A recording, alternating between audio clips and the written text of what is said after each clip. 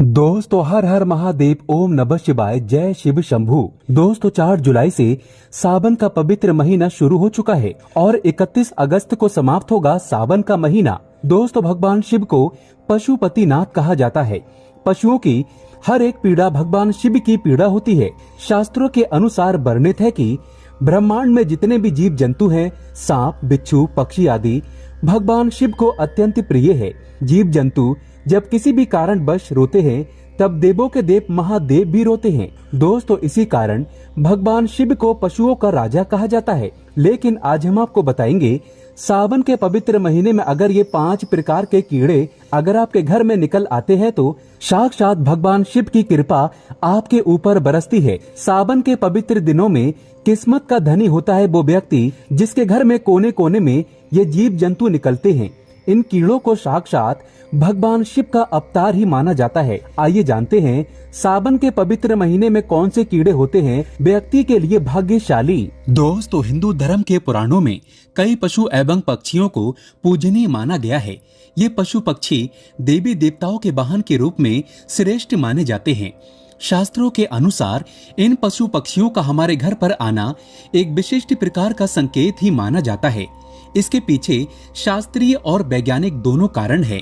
शास्त्रों के अनुसार कुछ विशिष्ट प्रकार के पशु पक्षी वातावरण में उपस्थित सकारात्मक ऊर्जा की किरणों को महसूस करते हैं और उसी सकारात्मक ऊर्जा का पीछा करते हुए वे विभिन्न स्थानों पर जाते हैं। जैसे हमारा मन मंदिर में जाने पर प्रसन्न होता है, उसी प्रकार से इन पशु पक्षियों को सकारात्मक ऊर्जा वाले स्थानों पर जाने पर प्रसन्नता होती है। और यही कारण है कि वे ऐसे घरों में ही जाते हैं जहां का वातावरण शुद्ध और पवित्र हो, जहां पर साक्षात दैवी शक्तियों का वास होता है, ईश्वर का वास होता है। इसलिए वास्तु शास्त्र में कहा जाता है कि घर को सदैव ही स्वच्छ और पवित्र रखना चाहिए। नकारात्मकता फैलाने वाले कीड़ों और जानवरों को हमेशा घर से दूर रखना चाहिए, अन्यथा इससे घर का वातावरण अशुद्ध बनता है और घर में रहने वाले लोगों की उन्नति नहीं होती है। लेकिन शास्त्रों में कुछ कीड़ों को शुभ माना जाता है। इनका घर पर आना शुभ संकेत समझना चाहिए। कभी कभी हम घर पर बैठने वाले पशु पक्षियों से भी जान सकते हैं कि उस घर में रहने वाले मनुष्य का स्वभाव कैसा है।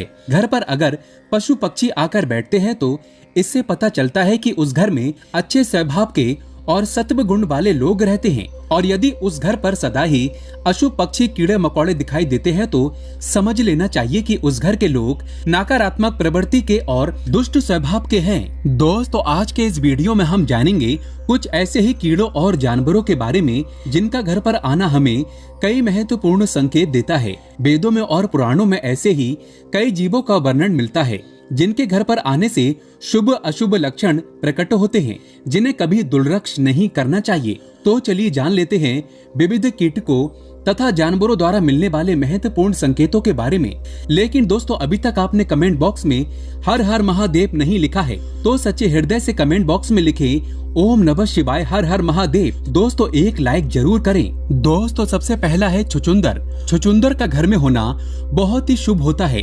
वास्तु और ज्योतिष के मुताबिक जिस घर में छुचुंदर रहता है वहाँ महालक्ष्मी का वास होता है।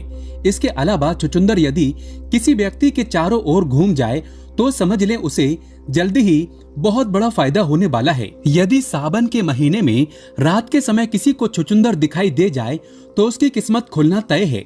उसे अप्रत्याशित पैसा और खूब तरक्की मिलती है। यदि छुचुंदर घर के चारों तरफ चक्कर लगा ले तो उस घर की विपत्ति टल जाती है और कई मुसीबतें अपने आप खत्म हो जाती हैं। अगर आपके घर के सामने बार बार बैल आ जाता है अर्थात नंदी महाराज चले आते हैं तो आपको समझना चाहिए कि साक्षात आपके घर में भोले बाबा आ चुके हैं। नंदी महाराज को कुछ न कुछ मीठा अवश्य खिलाना चाहिए। खासकर सावन के महीने में नंदी महाराज के ऊपर भगवान शिव विराजित रहते हैं और ऐसे घर में जाते हैं जो भक्त सच्चे दिल से भगवान शिव को पुकारते हैं। वो आपका हाल चाल और आपकी भक्ति की परीक्षा लेने आते हैं। अगर आप उस परीक्षा में पास हो जाते हैं तो भगवान शिव सदैव के लिए आपके हृदय में और आपके घर में अपना वास बना लेते हैं। इसलिए सच्चे दिल से आंखें बंद करके देखें, आपको नंदी महाराज के ऊपर भगवान शिव के दर्शन होंगे। दूसरा जीव है चूहा। दोस्तों चूहा भले ही बुद्धि के देवता गणेश जी का वाहन है, लेकिन उसे अशुभ शक्तियों का प्रतीक माना जाता है। घर में ज्यादा संख्या में चूहों की मौजूदगी घर के लोगों की बुद्धि के विनाश और नकारात्मक सोच का कारण बनती है। चूहों का घर पर आना अशुभ तो होता ही है, साथ ही ये घर में रोग तथा बीमारियां फैलाने का काम करते हैं। ये घर के वातावरण को दूषित बनाते हैं। चूहे घर में होने से धन का खर्च बढ़ने की संभावना होती है। साथ ही ये घर में होने से आपका बहुत बड़ा नुकसान भी करा सकते हैं। आपके वस्त्र तथा किताबों को खराब कर डालते हैं, बिजली के उपकरण नष्ट कर देते हैं, बिस्तर आदि कपड़े आदि नष्ट करने का कार्य करते हैं। दोस्तों, इसलिए चूहों का घर पर होना अशुभ ही नहीं, नुकसानदायक भी है। अचानक घर में ढेर सारे चूहों का आगमन होना भी किसी अशुभ घटना का संकेत माना जाता है। चूहों के अंदर से एक ऐसी गंध निकलती है जिससे बच्चों को इन्फेक्शन हो जाता है, यहाँ तक कि बच्चों की मृत्यु भी हो जाती है। चूहों की जो बीट होती है, पॉटी होती है, इसके कारण बच्चों की मृत्यु हो जाती है। चूहों के अंदर से ऐसी गंध निकलती है जिसके कारण आपके घर में छोटे छोटे बच्चों को इन्फेक्शन हो जाता है, जिसके कारण वो बीमार पड़ जाते हैं और धीरे धीरे पूरे घर का विनाश हो जाता है। तीसरा है मधुमक्खी। दोस्तों, ऐसा कहा जाता है कि मधुमक्खी खराब किस्मत और गरीबी को न्योता देती है, इसलिए इसे अपने घर से तुरंत हटा देने में ही भलाई है। घर पर मधुमक्खी का छत्ता होना भी अशुभ माना जाता है। मधुमक्खी के छत्ते में अनगिनत छेद होते हैं, ये आपके जीवन को भी शत विक्षत कर सकते हैं। इसीलिए यदि आपके घर में मधुमक्खी का छत्ता हो तो उसे तुरंत हटा देना चाहिए। चौथी चीज है मकड़ी के जाले। वास्तु की दृष्टि से घर में मकड़ी का जाला लगना अच्छा नहीं माना जाता है। ये दुर्भाग्यपूर्ण घटनाओं का संकेत देता है, इसलिए घर में कहीं पर भी मकड़ी का जाला देखते ही उसे तुरंत हटा दें। मकड़ी का जाला आपके जीवन में संकट पैदा करता है और आपकी तरक्की को रोकता है। दोस्तों, पांचवा जीव है तितली। तितली का घर में आना बहुत ही सौभाग्य की बात है और ये एक अच्छा संकेत भी माना जाता है। इसका तात्पर्य ये है कि आपको बहुत ही जल्द कोई शुभ समाचार मिलने वाला है। तितली का बार बार घर में दिखाई देना किसी बहुत ही शुभ घटना का संकेत माना गया है। तितलियां रंग बिरंगी होती हैं। ये आपके जीवन में खुशियों के रंग भरने के लिए ही घर में आती हैं। लेकिन शास्त्रों के अनुसार माना जाता है कि जब घर में सावन के महीने में तितलियां आ जाएं, उनका प्रवेश घर में हो जाए, तो इसे साक्षात भगवान शिव का आगमन माना जाता है। भगवान भोले बाबा आपसे बहुत ही प्रसन्न हैं और आपकी भक्ति का वरदान अब आपको जल्द मिलने वाला है। किस्मत का धनी होता है वो व्यक्ति जिसके घर में सावन के महीने में तितली आ जाए, इसलिए गलती से भी इस जीव को नुकसान नहीं पहुंचाना चाहिए। तितली जितनी अधिक खूबसूरत होती है, आपके जीवन में उतनी ही अधिक खुशियां लाती है। छठा जीव है भंवरा। घर में काले रंग का भंवरा आना शुभ संकेत है। आपको जल्द ही विवाह से जुड़ा कोई शुभ समाचार मिल सकता है। भंवरे को भूल से भी मारना नहीं चाहिए। ये आपके बुरे समय के समाप्त होने का संदेश लेकर आपके घर पर आया है। भंवरा घर पर आने के बाद से आपके जीवन में अच्छे समय की शुरुआत हो सकती है। सातवां जीव है बिच्छू।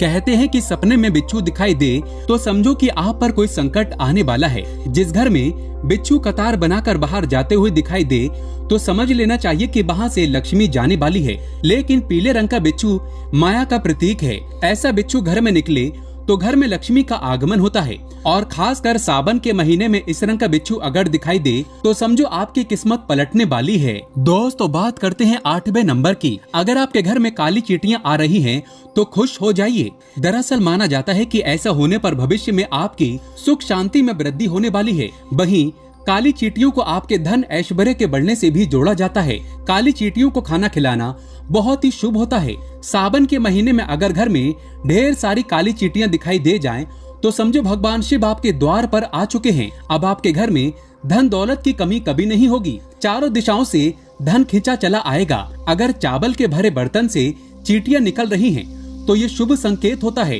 कुछ ही दिनों में आपके संचित धन में वृद्धि होने वाली है। व्यक्ति की आर्थिक स्थिति अच्छी होने जा रही है। काली चींटियां भौतिक सुख वाली चीजों के लिए शुभ हैं। अगर काली चींटियां आपके घर में एक गोल घेरा बनाकर घूम रही हैं, तो समझ लेना चाहिए कि आपके घर में माँ लक्ष्मी का आगमन हो चुका है। आपके घर की आर्थिक स्थिति में काफी सुधार होगा। आपको कहीं से बहुत अधिक धन की प्राप्ति हो सकती है। ज्योतिष शास्त्र के अनुसार खासकर सावन के दिनों में काली चींटियों को अन्न खिलाना बहुत ही शुभ होता है। घर में अगर चींटियां दीवार पर ऊपर जाती हुई दिखाई दे तो आप विकास और प्रगति करेंगे, और यदि चींटियां नीचे की तरफ जाती हुई दिखाई देती है तो आपको नुकसान का सामना करना पड़ सकता है।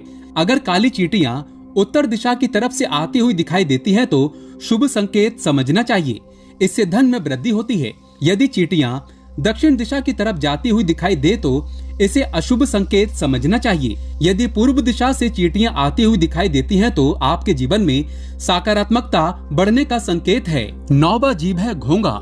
शास्त्रों के अनुसार घर में घोंघे का अचानक से निकलना अथवा घर की दीवार पर रेंगना शुभ संकेत समझना चाहिए।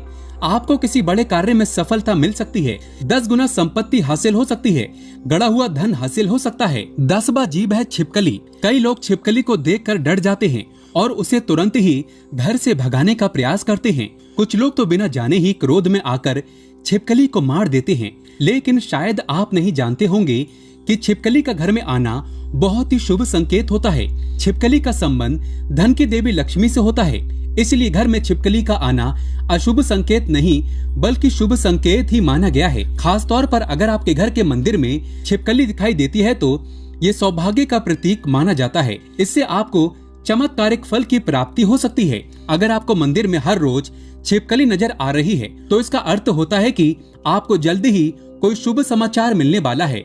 लेकिन काले रंग की छिपकली का घर में आना अशुभ होता है, इसका संबंध अलक्ष्मी से होता है। दोस्तों, काले कलर की छिपकली घर में देखना मनहूस माना जाता है। ये बहुत कम लोगों के घर पाई जाती है।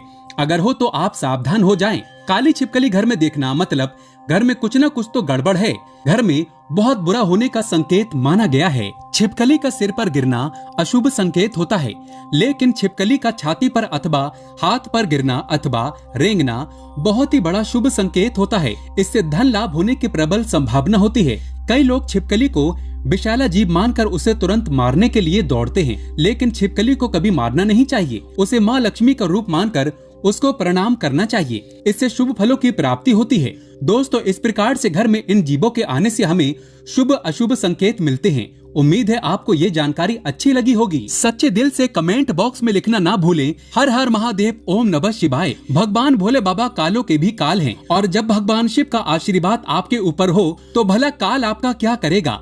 एक लाइक जरूर करें।